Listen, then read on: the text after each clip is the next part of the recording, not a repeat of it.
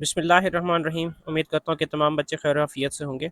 ये आपके सामने प्लेलिस्ट यहाँ पे शो हो रहा है। तमाम जो लेक्चर्स हैं क्लास 12 बायोलॉजी फेडरल बोर्ड के, वो यहाँ पे दिए हुए हैं। डे बाई डे आप जितने चाहें वाच कर सकते हैं।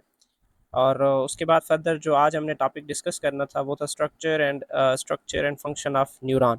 उससे पहले जो है ना मैं आप लोगों को एक छोटी सी अनाउंसमेंट करना चाहता हूँ। उसके बाद जो है ना हम अपने जो टॉपिक है उसकी तरफ चलेंगे। अगर आप लोग ऑनलाइन क्लासेस ज्वाइन करना चाहते हैं specially for second year biology and Pakistan study, तो आप जो है ना इस नंबर पर रब्ता करें।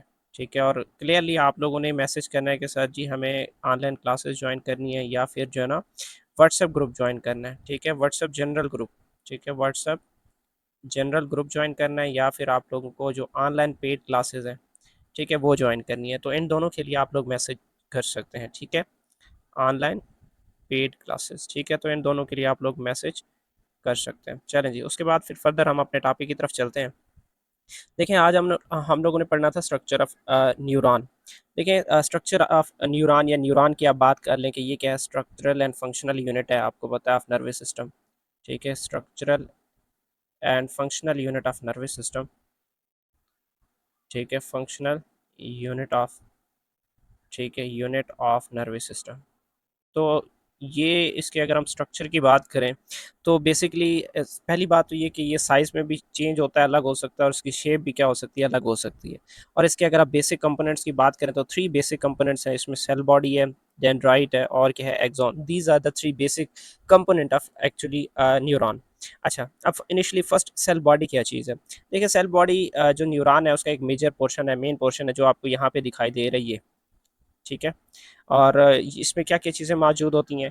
ऑफ कोर्स बेटा, इसमें क्या होगा, साइटोप्लाज्म होगा, इसी तरीके से सेल मेम्ब्रेन होगा, और उसके अलावा क्या होगा, न्यूक्लियस होगा। ठीक है, और उसके अलावा बहुत सारे इसमें सेल ऑर्गेनेलीज भी मौजूद होती हैं, जैसे कि इसमें गोल्जी अपरेटस है, माइटोकॉन्ड्रिया। इवन न्यूक्लियस की हम बात कर रहे थे तो उस न्यूक्लियस के सेंटर में न्यूक्लियस भी मौजूद होगा। ठीक है, अच्छा, और उसके बाद जो है ना ये यहाँ पे आप देख सकते हैं कि इसमें न्यूक्लियस मौजूद है, ये इसका जो साइटोप्लाज्मिक पोर्शन है। ठीक है, और उसके बाद जो है ना फर्दर क्या चीज़ है कि यहाँ पे सेल ऑर्गेनेलीज भी मौजूद होती हैं। ओके, अच्छा, उसके बाद फर्दर जो है ना जो नेजल ग्रेन्यूल्स हैं वो भी मौजूद होती हैं। अब नेजल ग्रेन्यूल्स को एक्चुअली नेजल ने डिस्कवर किया था। ठीक है, ये बंदे का नाम है जिसने इनको क्या किया, डिस्कवर किया था। कोई स्पेसिफिक मतलब वो नहीं है कि इनको नेजल ग्रेन्यूल्स क्यों कहा जाता है। Why the person he discovered these. ठीक है, उस पर्सन ने इनको डिस्कवर किया था, उसने अपने नाम पे क्या किया, उन ऑर्गेनेलीज का नाम रख दिया। इसी वजह से कहते हैं कि आप लोग भी कुछ ना कुछ करें। ठीक है, तो क्लस्टर्स ऑफ राइबोसोम फर्दर जो है ना एंडोप्लाज्मिक रेटिकुलम, जब ये दोनों कंबाइन होते हैं, जैसे आपने अक्सर ऑफ एंडोप्लाज्मिक रेटिकुलम के बारे में पढ़ा था, जो एंडोप्लाज्मिक रेटिकुलम के ऊपर राइबोसोम्स अटैच होते हैं, तो यहाँ पे भी वही सेम सीन है। ठीक है, और इसका फंक्शन क्या होगा कि ये प्रोटीन की सिंथेसिस में इन्वॉल्व होंगे। ठीक है, कोशिश किया करें बच्चों, जो रजिस्टर और पेन है वो साथ में ले लिया करें और इनको लिखते जाया करें। ठीक है, ये ना हो कि जो ना फिर बाद में बहुत सारी ऐसी चीज़ें जो स्किप हो जाती हैं। फर्दर आप जो है यहाँ पे जैसे हम लिख रहे हैं, अब जैसे हमने स्लाइड खत्म कर लिया तो आप लोग जो है ना इसकी स्क्रीनशॉट भी ले सकते हैं। फर्दर डेंड्राइट्स है। ठीक है, हमने सेल बॉडी पढ़ लिया, उसके बाद डेंड्राइट हमने डिस्कस करना है। डेंड्राइट्स एक्चुअली क्या होती हैं, short thin highly branched cytoplasmic extensions होती हैं। जैसे ये आपको यहाँ पे शो हो रहा है, ये साइटोप्लाज्म की जो है ना छोटी छोटी एक्सटेंशंस हैं, ये वाली। ठीक है, ये ठीक है। अब इनका क्या काम है, gradually taper from the base to tip, मतलब अब बेस से जब टिप की तरफ जाएंगे तो ये टैपरिंग एड हो जाती है, नोकीले बिल्कुल हो जाते हैं।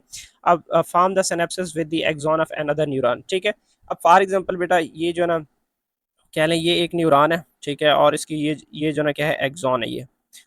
अब यहाँ पे कुछ और डेंड्राइट स्ट्रक्चर मौजूद होते हैं जो क्या करते हैं कि लीड करते हैं कि एक दूसरा जो है ना ऐसा समझ लें न्यूरॉन है। आप ये कह लें ये एक न्यूरॉन है, ये सेकंड न्यूरॉन है, ये उस न्यूरॉन की जो एक्सॉन है वो है, और उसके बाद ये क्या है, ये इसकी जो प्रोजेक्शंस है वो क्या है, डेंड्राइट्स हैं।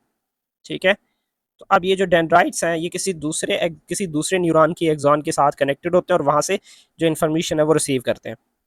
अब इनका फंक्शन क्या है, रिसीव स्टेमुलाई, स्टेमुलाई को रिसीव करते हैं, and conduct impulses toward the cell body, और इम्पल्सेस को यानी जो मैसेज है उसको सेल बॉडी की तरफ भेजते हैं, और सेल बॉडी से वो एक्सॉन से होके फिर कहाँ चला जाता है, आगे चला जाता है। फर्दर क्या चीज़ है, एक्सॉन की बात कर लें, लॉन्ग थिक फाइबर है। ये आप यहाँ पे देख सकते हैं, ये जो ये वाला स्ट्रक्चर है ना, ये एक्चुअली स्ट्रक्चर क्या है, ये एक्सॉन है, इसका जो डायमीटर है वो कांस्टेंट होता है। और अगर आप लेंथ की बात करें, ये फ्यू mm भी हो सकती है, और इसकी जो लेंथ है वो 1 मीटर तक भी हो सकती है।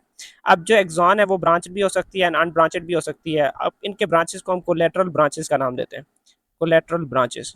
ठीक है, कोलेटरल ब्रांचेस का नाम देते हैं जो कि एक्सॉन से क्या होती हैं, निकलती हैं। अब further it ends in pre synaptic terminals. अच्छा, अब प्री सिनेप्टिक टर्मिनल्स का मतलब ये होता है, अब ये जैसे आपको यहाँ पे मैंने ये कुछ डायग्राम ये थोड़ा सा बना के समझाया था।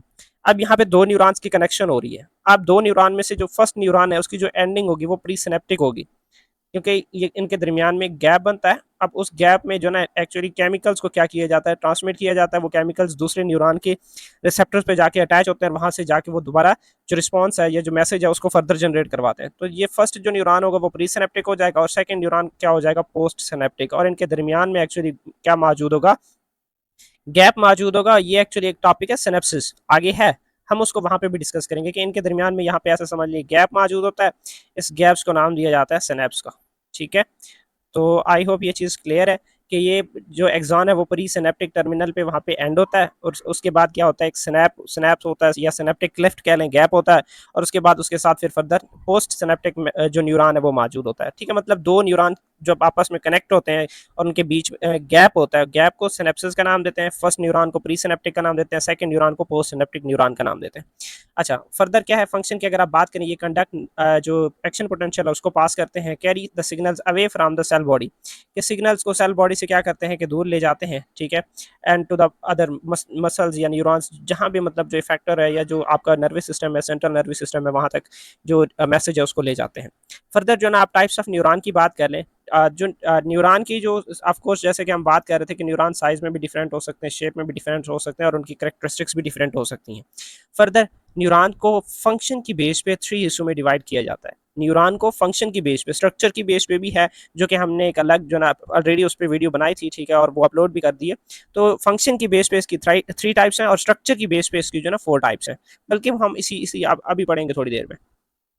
फर्दर फर्स्ट टाइप क्या है, सेंसरी न्यूरॉन, सेकंड क्या है मोटर न्यूरॉन और क्या है इंटर न्यूरॉन। ठीक है, अब सेंसरी न्यूरॉन की अगर आप फंक्शन की बात करें तो ये क्या करता है कि इन्वायरमेंट सिग्नल को कंसीडर करता है स्टिमुलाई और उसको किसमें, इलेक्ट्रिकल इंपल्स में कन्वर्ट करता है। ये इसका फंक्शन होता है, इलेक्ट्रिकल इंपल्स कि आने वाला इन्फॉर्मेशन था, इन्वायरमेंटल सिग्नल था, उसको रिसीव किया, रिसीव करने के बाद उसको इलेक्ट्रिकल इंपल्स में कन्वर्ट कर दिया। ठीक है, उसके बाद फिर फर्दर आप बात कर लें कि ये सेंसरी इन्फॉर्मेशन को कैरी करता है toward the brain and spinal cord. ठीक है, और उसके बाद फर्दर क्या है कि जो ना इसके स्ट्रक्चर की आप बात कर लें, सूडो यूनिपोलर, आप इसको फिलहाल छोड़ दें, इसके लिए हमने अलग से स्लाइड बना के रखा है, इसको वहाँ पे डिस्कस करेंगे। एक्टिवेटेड बाय सेंसरी इनपुट्स, मतलब कोई सेंसरी इन्फॉर्मेशन है, कोई लाइट है, कोई स्टिमुलाई है, कुछ कुछ भी, कोई फिजिकल टच है, कुछ भी, वो क्या करेगा, जो एक इन्फॉर्मेशन के तौर पर काम करेगा, स्टिमुलाई के तौर पर काम करेगा। वो स्टिमुलाई हमारी बॉडी को रिसीव होगा, हमारे रिसेप्टर को रिसीव होगा।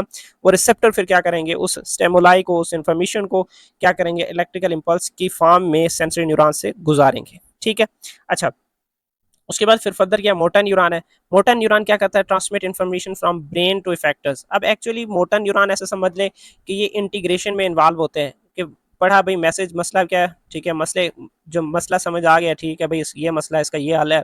तो वो जो हल हम कहते हैं ना कि इसका ये हल है, तो उस हल को, सोल्यूशन को एक्चुअली फिर इफेक्टर्स तक मतलब भेजा जाता है। ऑफ कोर्स बेटा, जो मतलब यही जो वो होते हैं जो मसले को लेके जाते हैं। ठीक है, मोटर न्यूरॉन का क्या काम होता है, ये एक्चुअली इसमें है। ठीक है, इंटर न्यूरॉन में, सॉरी। ठीक है, मोटर न्यूरॉन का क्या काम है कि उसके बाद मोटर न्यूरॉन है। मोटर न्यूरॉन का क्या काम है कि ये जो फंक्शंस हैं, ठीक है, इसका फंक्शन ये है कि ये जो मैसेजेस हैं जो कि ब्रेन या आप कह लें कि जो आपका जो इंटर न्यूरॉन्स हैं या जो इंटीग्रेटेड सिस्टम है वो क्या करता है कि जब रिस्पांस जनरेट करता है, उनको मसला समझ आ जाता है कि ये मसला है।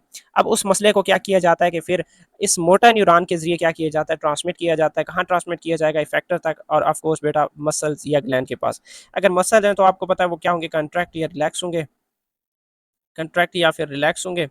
और उसके बाद अगर आप बात कर लें, ग्लैंड्स की बात कर रहे हैं, तो वो क्या करेंगे, हार्मोन्स सेक्रेट करेंगे, हार्मोन्स सेक्रेट करेंगे। ठीक है, अब लोकेशन की बात करें तो ये cell bodies in central nervous system. ठीक है, इनके जो सेल बॉडीज है वो सेंट्रल नर्वस सिस्टम में मौजूद होते हैं और जो एक्सॉन है वो सेंट्रल नर्वस सिस्टम से बाहर मौजूद होते हैं। क्यों, क्योंकि ये एक्सटेंडेड होते हैं, काफ़ी ज़्यादा लेंथी होते हैं। तो इनको जो मतलब एक्सॉन होते हैं वो सॉरी जो सेल बॉडी है ऑफ कोर्स वो इंटर न्यूरॉन के साथ कनेक्ट होगा और वहाँ से वो इन्फॉर्मेशन को लेके आएगा। और जो बाकी एक्सॉन है वो उसने इन्फॉर्मेशन लेके जाना है इफेक्टर्स की तरफ, तो इस वजह से वो सेंट्रल नर्वस सिस्टम से बाहर मौजूद होगा। अब फर्दर ये स्ट्रक्चर मल्टीपोलर है। जो लास्ट टाइम हमने बात की थी सेंसरी न्यूरॉन की, वो सूडो यूनिपोलर थे। मोटर न्यूरॉन क्या है, मल्टीपोलर है। अब इसी तरीके से जो इंटर न्यूरॉन है उसका भी स्ट्रक्चर क्या है, मल्टीपोलर है। इसको हम अगले स्लाइड पे डिस्कस करने वाले हैं। ठीक है, इंटरन्यूरॉन का फंक्शन क्या है कि pass the signal between sensory neuron and motor neuron.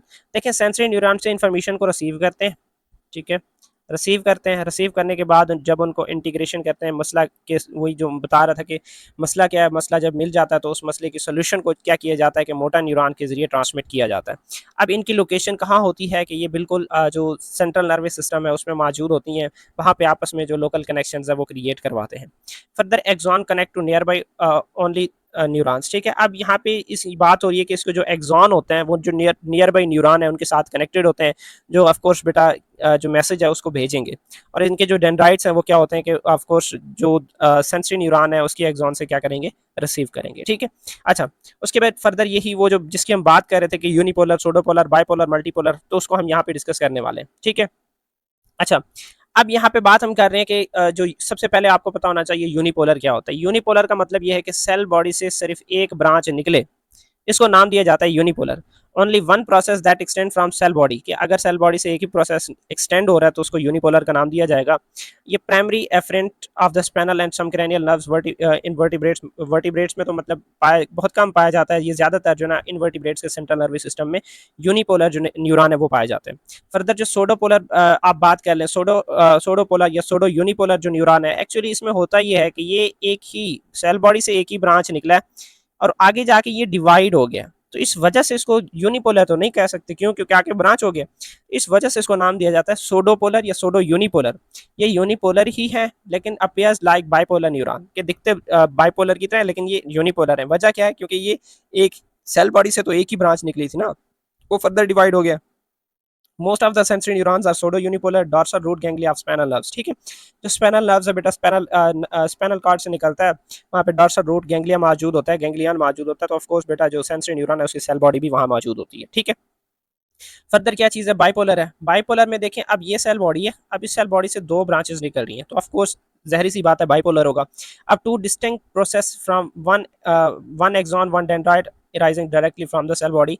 अब इसमें ऑफ कोर्स बेटा एक क्या होगा, एक्सॉन होगा, और दूसरा क्या होगा, डेंड्राइट होगा। अब जो जहाँ से मैसेजेस को रिसीव करेगा वो क्या होगा, डेंड्राइट, और वो क्या सेकंड क्या होगा, एक्सॉन होगा, ठीक है। वही जो एक साइड पे जो इन्फॉर्मेशन को रिसीव करेगा वो डेंड्राइट, और जो इन्फॉर्मेशन को ट्रांसमिट करेगा वो उसमें क्या होगा, एक्सॉन होगा। अब ये एक्चुअली कहाँ पाए जाते हैं, rods and cone cells of retina और फ्रैक्चर सिस्टम में ज़्यादा पाए जाते हैं। उसके बाद मल्टीपोलर की आप बात कर लें, मल्टीपोलर में क्या होता है, most common with multiple extension system, जिसमें आप ये देखें बहुत सारे डेंड्राइट होते हैं जो आपको नजर आ रहे हैं, और उसके बाद फिर क्या होता है, एक एक्सॉन मौजूद होता है, और इसकी एग्जाम्पल में मोटा न्यूरॉन है। और इसी तरीके से हमने बात की थी किसकी, इंटर न्यूरॉन की भी बात की थी। Majority of neurons of central nervous system and peripheral nervous system जो है ना वो मल्टीपोलर होते हैं, ठीक है। आई होप ये चीज़ें भी क्लियर हो गई होंगी। उसके बाद इंटर न्यूरॉन्स के जो मतलब ये साइड बॉक्स था, इंटर न्यूरॉन्स को हम रिलाय न्यूरॉन भी कहते हैं, एसोसिएटिव न्यूरॉन भी कहते हैं, कनेक्टर भी कहते हैं, इंटरमीडिएट भी कहते हैं, लोकल सर्किट न्यूरॉन भी कहते हैं। फर्दर इफेक्टर क्या होता है, इफेक्टर एक्चुअली दो चीज़ हो सकते हैं, या तो आपका मसल होगा या ग्लैंड होगा। जो मसल्स हैं ऑफ कोर्स बेटा वो किस में इन्वॉल्व होंगे, मूवमेंट में इन्वॉल्व होंगे, और जो ग्लैंड्स हैं वो किस में, हार्मोन सेक्रेशन में इन्वॉल्व होंगे, ठीक है। अब रिसेप्टर से जो मैसेज है वो सेंट्रल नर्वस सिस्टम सिस्टम तक जाता है सेंसरी न्यूरॉन के जरिए। अब of course central nervous system में रिलाई न्यूरॉन मौजूद होते हैं, इंटरमीडिएट न्यूरॉन मौजूद होते हैं, वो लोकल सर्किट न्यूरॉन मौजूद होते हैं।